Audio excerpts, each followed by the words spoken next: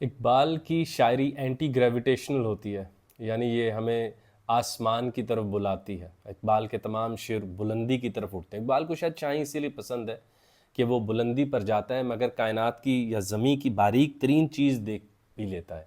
تو اقبال یہی چاہتے ہیں کہ ہم زمیں کی ذمہ داریاں نبھاتے ہوئے آسمان کا، کائنات کا سفر ضرور کریں، تبھی تو ہم اپریشیٹ کر سکیں گے۔ ہم فقط زمیں کو دیکھ کے تھوڑی نہ کہہ دیں گے کہ اللہ اکبر۔ جب ہم ایک انفینائٹ یونیورس کو دیکھیں گے تب ہم بہتر طریقے سے مائل کر سکیں گے۔ تو اس وقت تو مسلم امت کی وہ حالت ایسی ہے کہ وہ ایک جغرافر ہے کہ وہ ساری چیزیں لکھتا رہتا ہے، سفر نہیں کرتا۔ تو بھائی اس سے کون رائے لے گا کہ کائنات کیسی ہے یا اس کا مالک کون ہے وغیرہ۔ تو یہ ہماری ذمہ داری ہے کہ ہم کائنات کا سفر بھی کریں، اور جو کائنات ہمارے ہاتھ ہے اس میں ذاتی تخیل بھی شامل کریں۔ اقبال نے ہم سے پوچھا تھا نا، ہم نوا ہم بھی کوئی گل ہیں کہ خاموش رہیں، چپ ہو کے بیٹھے ہو؟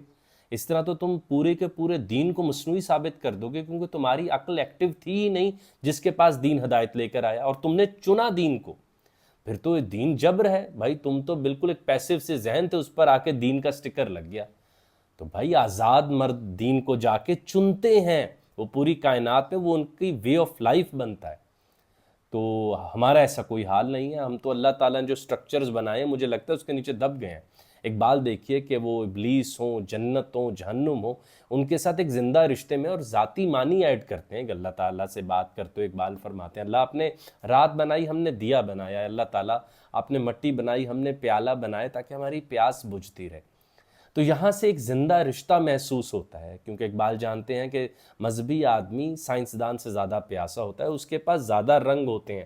وہ اللہ کی بنائی ہوئی کائنات میں جتنے بھی رنگ شامل کر لیے جائیں مگر وہ اپنے رنگ ایڈ کرتا ہے تاکہ یہ پتہ چل سکے ادھر کوئی زندہ مخلوق موجود تھی اور اس زندہ مخلوق نے چنا تھا۔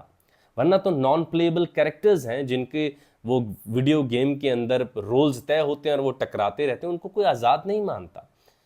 تو اقبال کی بانگ درا کی یہ نظم سیر فلک ہے، آسماں کی سیر، لیکن اس کو شروع کرنے سے پہلے بانگ درا اقبال کا شروع کا کلام ہے۔ وہ لوگ جو سمجھتے ہیں کہ جاوید نامہ فقط پیراڈائز لاسٹ کے وہ ڈیزائن کے اوپر ہے، وہ یہ نہیں جانتے کہ مسلمانوں کے پاس اپنے ایسے ہزاروں مناظر تھے جن میں ہم آسمان پہ جاتے، جن میں سب سے اہم رسول کریم صلی اللہ علیہ وآلہ وسلم کا واقعہ معراج ہے، جو کہ کئی پھر مسلمان ہسٹورینز نے اس کے اوپر لکھا۔ تو ہمارے پاس تو وہ ہمارے پاس ایک پورا سفر موجود ہے جس میں رسول کریم کائنات کا، آسمانوں کا سفر کرتے ہیں۔ تو اقبال کو وہ سنت زیادہ پاس پڑتی ہے۔ جیسے کہ لوگ کہتے ہیں بھئی نیٹشے سے اوبر مانچ لیا، اچھا یار وہ تو ان کا آدمی تو اتنا مذہبی ہے، اقبال کو تو پھر حضرت علی کرم اللہ وجہ پاس پڑھتے تھے، وہ بھی انتہائی علم میں مکمل تھے اور قوت بھی پوری رکھتے تھے۔ تو مجھے بڑی حیرت ہوتی ہے کہ اقبال نے کیونکہ ان لوگوں کی تعریف کی اور اپنا ذوق دکھایا تو ہم یہ سمجھے کہ اقبال کے ذہن کے اوپر سارے کے سارے رنگ انہی کے ہیں، اور اقبال مست شدہ ذہن تھے جن کے پاس کوئی ذاتی تخیل نہیں تھا۔ تو آسمانوں میں جانے کی وہ حضرت ادریس علیہ السلام کے سفر ہوں، وہ رسول کریم صلی اللہ علیہ وآلہ وسلم کا واقعہ معراج ہو، ہمارے پاس زیادہ بڑے اپنی روایات موجود ہیں۔ تو اسی پر اقبال کا جاوید نامہ ہے، اور پھر اسی پر اقبال کا یہ بہت بنیادی نظم بانگ درا میں ہی آ جاتی ہے سیر فلک۔ تو اس کو ایکسپینڈ کر کے اقبال نے جاوید نامہ میں لکھا۔ تو یہاں پہ کیونکہ اقبال شروع کے شاعر ہیں تو ابھی وہ نظم محدود ہے، اس کا تخیل محدود ہے، اور اس نظم میں اقبال کھڑے ہو کے جنت سے جہنم کی طرف دیکھیں گے اور عجب سی بات کریں گے، یار جہنم تو بہت ٹھنڈی ہے، اتنی سرد کیسے، کیوں؟ اس کو دیکھتے ہیں۔ بانگ درا سیر فلک تھا تخیل جو ہم سفر میرا، آسماں پر ہوا گزر میرا۔ تو اقبال فرماتے ہیں کہ بھائی تخیل کی مدد سے اب میں آسمانوں کے سفر پر نکلا ہوں۔ آپ دیکھیے کہ ناسا سے پہلے آئزک ایزیموف نے آسمان بسا کر دکھایا تھا۔ میں ہمیشہ کئی اور نام ہم لے سکتے ہیں، ڈگلس ایڈم وغیرہ کا لے سکتے ہیں، مگر ایزیموف ہے۔ تو تخیل درکار ہے اس سے پہلے کہ ہم مریخ پر اتریں۔ مریخ پر ہماری کوئی رائے پہلے طے ہوتی ہے، تو کسی بھی چیز کو تجربہ کرنے سے پہلے اس تجربے سے قبل ہماری رائے موجود ہوتی ہے، وہاں تخیل درکار ہوتا ہے۔ بعد میں آپ اسے امپیریکلی ٹیسٹ کر چکے ہوتے ہیں، پھر تخیل کی ضرورت نہیں رہتی۔ تھا تخیل جو ہم سفر میرا، آسماں پر ہوا گزر میرا، اڑتا جاتا تھا اور نہ تھا کوئی جاننے والا چرخ پر میرا۔ بھائی آسمان پر میرا کوئی جاننے والا نہیں تھا اور میں تو بس اڑتا چلا جا رہا تھا۔ تو جو بڑے بڑے ایسٹروناٹس اور کامسوناٹس آسمان پر ہو کر آئے وہ بڑی عجب بات سناتے ہیں کہ یار ٹھیک ہے ہم دنیا کے مسافر اور کائنات کے مسافر اور مریخ اور ایسی جگہیں دیکھتے ہیں، گھر زمیں ہی لگتا ہے۔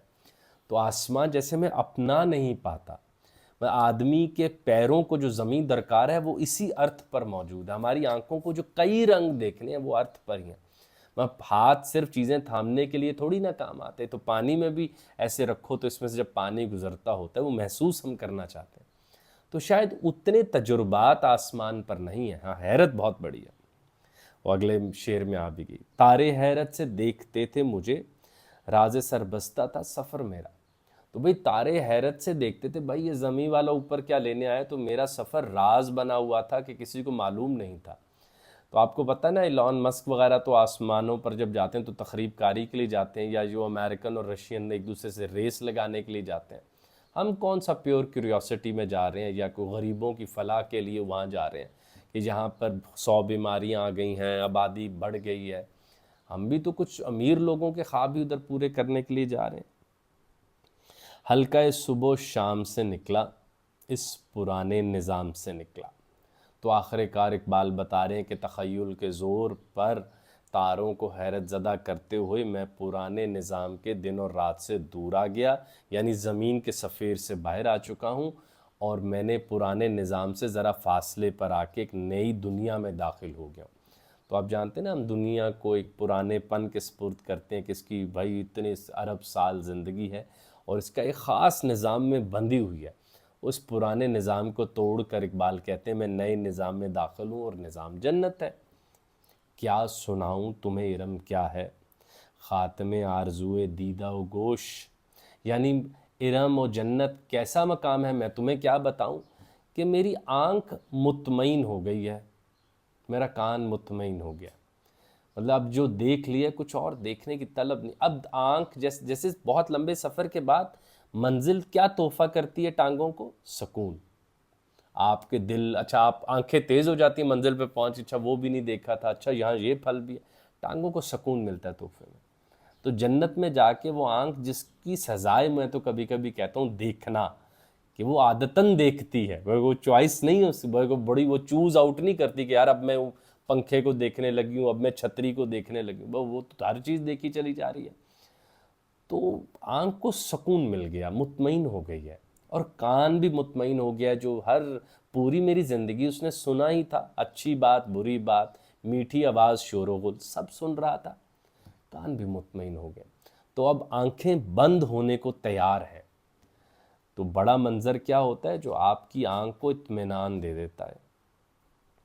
شاخ طوبہ پہ نغمہ ریز طیور، بے حجابانہ حور جلوہ فروش، اور وہ جنت کے درختوں پر بیٹھے ہوئے۔ اب کیونکہ اقبال نے تھوڑا سا منظر باندھنا ہے نا ہماری کشش بڑھانے کے لیے جنت کے لیے، تو ویسے تو اقبال اپنی باقی کی ہر شاعری میں ہماری کشش زمین کی طرف بڑھاتے ہیں کہ بھائی پہلے ادھر تو کچھ کر لو، اور یہ تو سوچو کہ جنت میں وہ کوئی ایسے تڑپنے والے دل، اضطراب، خوف، اور محنت کے بعد ملنے والا صلہ، اور وہ آگ جس میں آپ ابراہیم علیہ السلام نے چھلانگ مارنی، بھائی ایسے مناظر نہیں ہیں وہ جو رنگینی ہم نے بات کر رکھی ہے اس دنیا پہ۔ خود دیکھیے نا آپ، کیسی کیسی کہانی ہے ہمارے پاس دنیا پہ۔ تو یہاں پہ لیکن اقبال ایک کشش پیدا کریں کہ ہم جنت کے اس منظر کو دیکھتے رہیں کہ بھائی وہاں پہ جو طیور ہیں، جو پرندے ہیں، وہ نغمے گا رہے ہیں، اور جو حور ہیں وہ بغیر حجاب و پردے کے وہاں پر بیٹھی ہوئی ہیں۔ تو یہ بالکل سادہ اشعار ہیں، تو ان کو میں تھوڑا جلدی پڑھ کے پھر آگے دیکھتے ہیں۔ ساقیان جمیل جام بدست، پینے والوں میں شور نوشا نوش، اور بھائی بڑے حسین و جمیل وہ شراب پلانے والے، اور وہ کہہ رہے ہیں بھائی اور پیو اور پیو، جیسا کہ ہمارے، مجھے لگتا ہے اقبال نے آگے ایک سپن دینا ہے، اور یہاں پہ وہ انتہائی آرتھوڈاکس منظر ہی جنت کا پیش کریں جیسے علماء اور مولویوں نے ہمیں دیا ہوا ہے۔ اور اقبال آپ جانتے ہیں کہ بہت ہی ان آرتھوڈاکس ہے، مسلم، مطلب اگر آپ مسلم کیا ہم کہیں گے تھیولوجی میں ان کے مناظر انتہائی وہ روایت پسند نہیں ہے، بلکہ روایت کو نقصان پہنچاتے ہیں اقبال۔ تو جنت کے وہ جو ٹریڈیشنل معنی ہے کہ پرندے ہیں، حور جب پردے کے بغیر ہیں، شراب پلائی جا رہی، کہہ رہے ہیں بھئی اور پیو اور پیو، تو اقبال ہمیں وہ سارا نا اعتماد دے رہی ہیں تاکہ جھٹکا دے سکیں۔ دور جنت سے آنکھ نے دیکھا، ایک تاریک خانہ سرد و خاموش۔ تو اقبال کہتے ہیں بھئی آنکھ نے دیکھ رہی ہے، اب پہلے اطمینان میں تھی کہ اب ذرا اس کی تڑپ بڑھی ہے کہ یار یہاں کی چیزیں بھی تو ہم نے ہی دیکھنی ہے.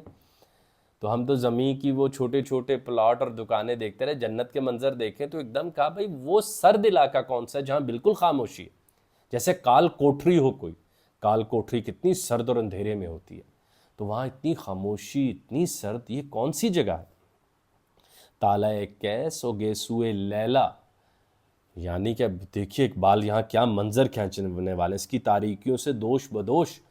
اقبال فرما رہے ہیں کہ جیسے کیس کی قسمت جیسے اندھیرے میں تھی نا، ڈارک فیٹ فارچون لے کر آیا تھا، اور لیلا کے اندھیرے وہ کالے بال اتنا اندھیرا تھا. جیسے نہیں آپ کہتے یار کیا بری قسمت لے کے آئے ہو، کیا اندھیرا ہے یار تمہاری قسمت میں کہ جاگتی نہیں. تو اقبال وہاں پر کہہ رہے ہیں کہ جیسے کیس کی قسمت میں کوئی وہ امید نہیں تھی، اور اندھیرا ایسا جیسے لیلا کے بال، اتنا اندھیرا ہے وہاں پہ، اتنی مایوسی ہے وہاں پہ، اور تاریکی اس مقام پر کندھے سے کندھا ملا کر چل رہی ہوتی ہے، اتنا اندھیرا ہے. خنک ایسا کہ جس سے شرما کے کرۂ زم حریر ہو رو پوش. تو اقبال فرماتے ہیں کہ اتنی ٹھنڈ ہے وہاں پہ کہ وہ جو زمین سے جب ہم دور، بلکہ سورج سے جب ہم دور جاتے ہیں تو ہماری نون یونیورس کا ایک حصہ آتا ہے جو بہت سرد ہے، وہ سرد حصہ بھی اپنا منہ حیرت میں چھپا رہا ہے اس کو دیکھ کے، یار وہ اتنا سرد علاقہ ہے. میں نے پوچھا جو کیفیت اس کی حیرت انگیز تھا جواب سروش. میں نے پوچھا فرشتے کو بھائی ادھر آؤ، یہ بتاؤ یہ سرد علاقہ کون سا ہے، اتنی ٹھنڈک، اتنا اندھیرا، اتنی مایوسی، اتنی خاموشی.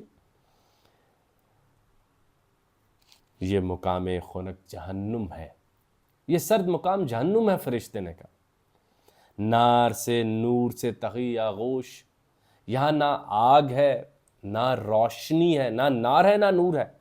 آپ جانتے ہیں کہ آگ کی کتنی خوبصورت بات ہوتی ہے کہ وہ جلاتی تو ہے مگر روشنی بھی دیتی ہے. تو نہ وہاں آگ ہے نہ وہاں نور ہے، نہ روشنی ہے نہ گرمائش ہے، جو آدم کے لیے ضروری ہے کسی حد تک، وہ تو وہاں نہیں ہے. اور یہ جو ٹھنڈا مقام ہے، فرشتہ کہتا ہے آپ جو دیکھ رہے ہیں ارے بھائی یہ جہنم ہے. بھائی حیرت زدہ ہماری طرح کہ بھائی ہم نے تو سنا ہے وہاں کی آگ، وہاں کی گرمی، وہاں کے جلنے کے اتنے اتنے مناظر. تو فرشتہ پھر اس کو بیان کرتا ہے شعلے ہوتے ہیں مستعار اس کے، یہاں پر جتنے بھی شعلے و آگ ہے جہنم کی وہ مانگے جاتے ہیں، قرض کے طور پر واپس لیے جاتے ہیں. مستعار آپ جانتے ہیں نا، ادھار مانگنا، کسی سے تھوڑی دیر کے لیے مانگنا. جہنم سرد ہے، یہاں پر جو آگ یا شعلے الاؤ لگایا جائے گا وہ ہم بورو کریں گے. جن سے لرزاں ہے مرد عبرت کوش، اور وہ ایسی آگ جس سے لوگ عبرت پکڑ جائیں. شعلے ہوتے ہیں مستعار اس کے جن سے لرزاں ہے مرد عبرت کوش. اہل دنیا یہاں جو آتے ہیں اپنے انگار ساتھ لاتے ہیں. اب آپ دیکھیے کہ اقبال نے کتنی بڑی بات کی کہ بھائی یہاں جہنم کی جو آگ ہے دنیا والے وہاں سے ساتھ لاتے ہیں، یہ تو سرد ہے. اب آپ دیکھیے کہ یہ اقبال نے تشریح کی ہے سورہ توبہ کی آیت نمبر 35 کی، جس پر پوری نظم لکھتی کہ زمین یہ جہنم تو سرد مقام ہے. تو اب آپ جب اس آیت کی طرف رجوع کرتے ہیں تو اللہ تعالیٰ وہاں پہ فرماتے ہیں کہ یہ جو لوگ ہیں میں پڑھ بھی دیتا ہوں آپ کے لیے. سونا چاندی جمع کیا اور اس اللہ کی راہ میں خرچ کرنے سے گریز کیا ہو. بخیل لوگ جو اپنا سونا چاندی مال جمع کرتے رہے، دوسرے کو نہیں دیا، روز قیامت ان کی پیشانی، پہلو اور پشت کو اسی سونے اور چاندی سے داغا جائے گا. فرشتے ان سے کہیں گے تم نے جو دولت جمع کی اب اس کا مزہ چکھو. یعنی کہ جو آگ، جو جہنم کو ریسورسز چاہیے وہ گناہگار ساتھ لا رہے ہیں، وہ راشی اور بخیل ساتھ لے کر آ رہے ہیں دنیا سے. جہنم سرد ہے، وہاں اتنی آگ نہیں ہے، آگ یہ ساتھ لائیں گے. اور پھر اقبال کہتے ہیں پڑھ لے سورہ توبہ کی آیت نمبر 35. اسی مال و دولت سے ان کی کمر کو داغا جائے گا، ان کو سزا دی جائے گی. یعنی کہ جہنم کے تمام اسباب، وہ جو آگ و الاؤ اور حرارت درکار ہے، وہ یہ گناہگار ساتھ لائیں گے، ورنہ تو یہ بہت سرد مقام ہے اگر اس کو دیکھا جائے. تو اب آپ دیکھیے کہ اقبال کا تخیل کتنا خوبصورت ہے، کس پیارے انداز میں وہ ہمیں بتاتے ہیں کہ جہنم کتنی ڈارک ہے، جیسے کیس کی قسمت، جیسے لیلا کے بال. اور جیسے اندھیرا اس کے ساتھ بازو کندھے سے کندھا جوڑ کے چل رہا ہو، اور اتنی وہ جگہ سرد ہے کہ کائنات کے جو سرد حصے ہیں وہ بھی اس کو دیکھ کے حیرت زدہ ہیں کہ یار یہاں تو آگ کا گزر ہی نہیں ہے. اصل اقبال یہ سمجھانا چاہ رہے ہیں. تو اور آخری شعر کی وہ لذت اگر آپ دوبارہ لینا چاہیے، اہل دنیا یہاں جو آتے ہیں اپنے انگار ساتھ لاتے ہیں. بھائی یہاں جو انگارہ و آگ و حرارت اور شعلہ آپ دیکھو گے یہ دنیا والے ساتھ لائیں گے. یہ تو بس ان سے ہی مانگ کے یہاں آگ لگائی جائے گی، جیسے انہوں نے دنیا کو آگ لگا رکھی ہے، کسی کا رزق روک کے، کسی پہ ظلم کر کے، کسی کی بات ٹوک کے. وہی سب یہ یہاں لائیں گے، ان سے آگ لگا کے انہی کو اس سے داغا جائے گا. وہ بخیل ہیں، وہ راشی ہیں، وہ لوگ ہیں جو الحاکم التکاثر پہ پورے اترتے ہیں، کثرتیں کرتے ہیں، مال خرچ نہیں کرتے. تو اقبال نے سورہ توبہ کی آیت نمبر 35 کی اتنی خوبصورت تشریح میں سیر فلک نام سے بانگ درا میں پوری نظم لکھ ڈالی کہ جہنم سرد ہے، اس کے اندر آگ و الاؤ جو چاہیے وہ گناہ گار ساتھ لاتے ہیں، یہ انگار ساتھ لاتے ہیں، ورنہ تو یہ بہت سرد مقام ہے. تو آپ یہ نوٹ کیجئے کہ اقبال ہمیں اللہ تعالیٰ کے جنت و جہنم، جیسے جنت میں ہم کئی دفعہ کور کر چکے، جنت میں ایسا کیا ہے جو دنیا میں نہیں. تو اقبال کہتے ہیں کہ جنت کے پاس میں وہ زلیخا کا تڑپنے والا دل نہیں، وہ مصر کا قید خانہ نہیں، وہ جلی ہوئی آگ نہیں جس میں ابراہیم جاتے ہیں، وہ یوسف کا قربان ہونے والا لمحہ نہیں جب ہم اللہ کی سامنے سرخرو ہوتے ہیں، وہ کربلا نہیں جہاں پر امام حسین اپنی شہادت دے کے اللہ سے اپنا عشق اور وفاداری کا حلف دیتے ہیں، وہ سب نہیں ہے. ایسے اقبال جہنم کو بھی نئے انداز میں دیکھ کے ہمیں دکھاتے ہیں کہ یہ سرد ہے. تو یہ ہماری ذمہ داری ہے کہ ہم ان سٹرکچرز کو توڑے بغیر، ان کا رد کیے بغیر، ان میں نئے نئے رنگ ایڈ کرتے جائیں، ان کے نئے نئے معنی دیتے جائیں. اب دیکھیے کس انداز میں اقبال نے ہمارے سامنے جہنم کا تصور رکھا، اور ہم عموماً جہنم سے کیسے ڈراتے رہتے ہیں وہ آپ جانتے ہیں. ہمیں لگتا ہے کہ اس طرح بہت زیادہ لوگ ڈر جائیں گے، زیادہ بڑی بات ہے. جہنم کا ایک ہی مقصد ہے کہ ہم دنیا میں صحیح زندگی گزاریں. تو آپ لوگوں کو یہاں پر قائل کریں کہ وہ دوسروں کے لیے خیر کریں، مال ایسا ہو جو دوسرے کو بھی دینے کے، بھائی ہاتھ جہاں مٹھی بند کرتا ہے کھولنے کا اہل بھی ہے. تو جہنم کا بڑا مسئلہ کیا ہے، یا جہنم کا بڑا مقصد کیا ہے؟ یہی ہے نا کہ ہم یہاں پر بامانی زندگی گزاریں، ہم دنیا کو پروڈکٹیو کریں. جاوید صاحب کی بات، آخرت کے تمام فیصلے بھائی دنیا میں ہونے، اس کو رد کر کے آگے کچھ نہیں پا سکو گے.